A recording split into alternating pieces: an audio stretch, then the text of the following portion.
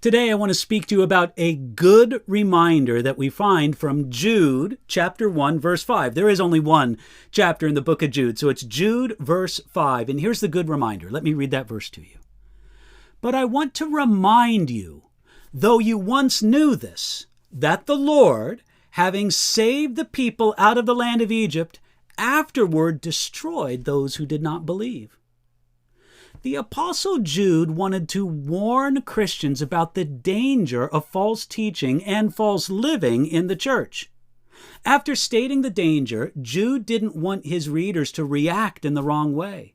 So he assured them of the certain judgment of these dangerous people. He assured them of it by using 3 Old Testament examples that he assumed his readers would be familiar with. He did this by way of reminder, writing this, "But I want to remind you, though you once knew this." Jude knew that he wasn't telling them anything new.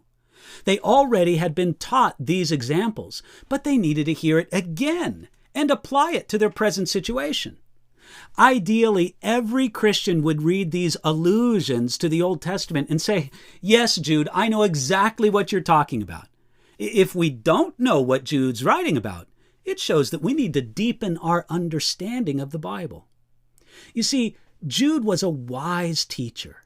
He knew that we should never say of these primary truths, "Hey, everybody knows them, and so there's no need to go through them again." You see, even though these things are often heard, they are also often forgotten.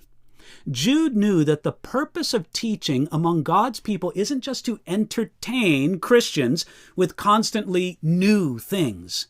Instead, much teaching is meant to awaken us to a serious meditation of the things that we've already heard and understood. The first example Jude wanted to remind them of was of the example of Israel in the days of the Exodus. This is what Jude wrote, "The Lord, having saved the people out of the land of Egypt."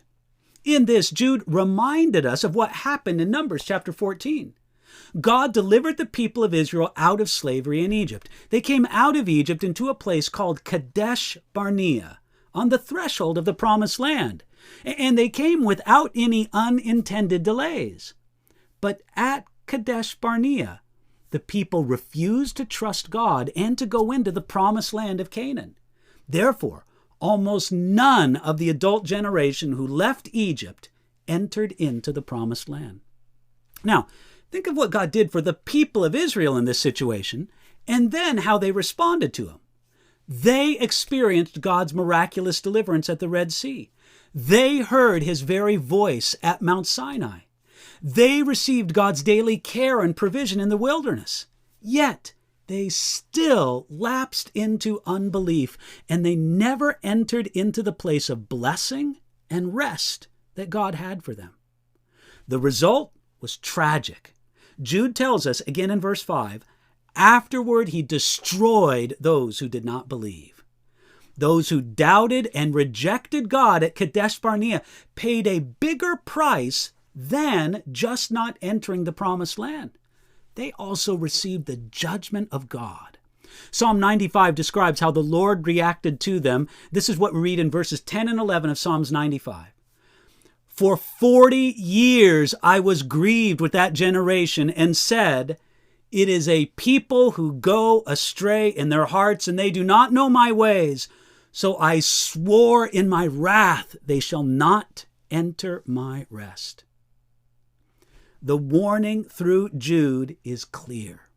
The people of Israel started out from Egypt well enough. They had plenty of blessings from God along the way, but they did not endure to the end because they did not believe God's promise of power and protection. This example gives us 2 lessons. First, it assures us that the dangerous certain men causing trouble would certainly be judged, even though they might have started out well in their walk with God. Jude is saying this about the men who troubled them in his day. Those certain men might have started out well, but so did the children of Israel, and afterward, God destroyed those who did not believe.